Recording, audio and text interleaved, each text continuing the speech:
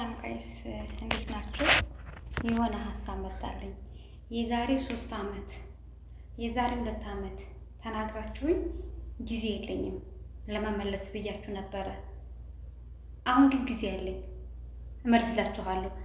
ብትንትን አድርጌ እነግራችኋለሁ። ምን ይመስላችኋል? እመልስላችሁ ወይስ አልመልስላችሁ? የዛ ሰዓት ቢዚ ነበርኩኝ። አሁን ስራ ፈትቼ ቁጭ ብዬ ሳስበው እነዛ ሰዎች ግማሹን ብሎግ ብያችኋለሁ፣ ግማሹ ኦንላይን ቁጭ ብለው ሆናሉ።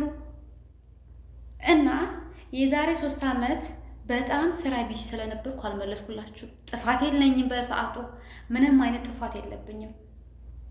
ምንም አላደረኳችሁም፣ አልበደልኳችሁም ነበር። እና ጊዜ ስለሌለኝ የእናንተን ነገር አዳምጬ ስራ ይበላሽብኛል ብዬ ስላሰብኩኝ ዝም ብዬ ነበር። አሁን ስራ የለኝም። ስለዚህ ወይ ደውሉና ልንገራችሁ፣ ወይ ላይክ ሰጥቼ ጻፉልኝ፣ ወይ ልደውልላችሁና ልናገራችሁ።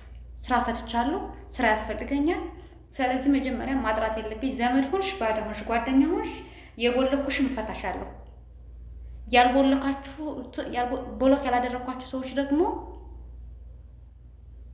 ደውዬ መልስ ሰጣችኋለሁ።